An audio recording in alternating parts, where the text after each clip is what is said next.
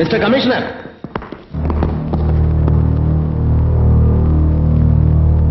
Thank you.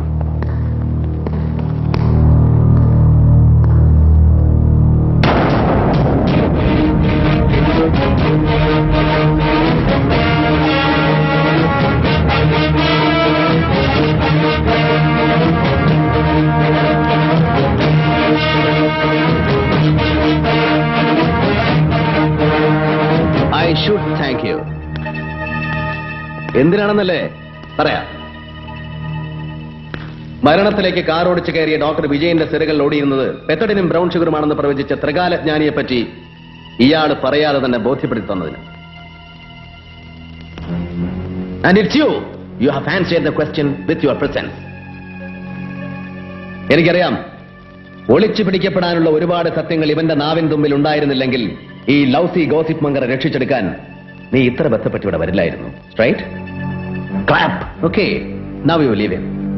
What the hell? Please don't create any fuss. Don't shout and don't panic.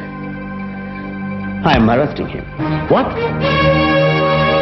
Section 44 CRPC, Criminal Procedure Code 44-ാം വകുപ്പ് ഉപയോഗിച്ച് executive magistrate കൂടിയായ ജില്ലാ collector തേവള്ളിപ്പറമ്പിൽ Joseph Alex ഇയാളെ arrest ചെയ്യുന്നു എന്ന്.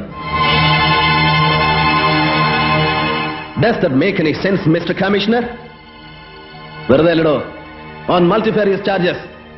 That is, for driving under the influence of alcohol, Section 185 Motor Vehicles Act, punishable as per Section 279 of the Indian Penal Code. കള്ളു കുടിച്ച് വണ്ടി ഓടിച്ചതിന്.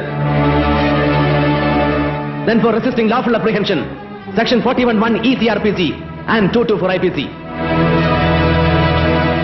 പിന്നെ പൊതുസ്ഥലത്ത് ഉടുമുണ്ടുരിഞ്ഞെറിഞ്ഞതിന് offense to public tranquility, 292 IPC and Section 353 IPC for assaulting a police officer.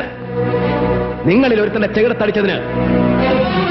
പിന്നെ ആ പത്ര റിപ്പോർട്ടിലെ സൂചനകളുടെ പേരിൽ വേണ്ടി വന്നാൽ ഇന്ത്യൻ എവിഡൻസ് ആക്ടിലെ റെലവന്റ് വകുപ്പുകളും. എന്താ, എന്റെ നിയമപരമായ ഔദ്യോഗിക അധികാരങ്ങൾ ലംഘിച്ച് ഇവനെ ഇവിടെ നിന്ന് രക്ഷിച്ചുകൊണ്ടുപോകാൻ ചങ്കൂറ്റമുണ്ടോ തനിക്ക്?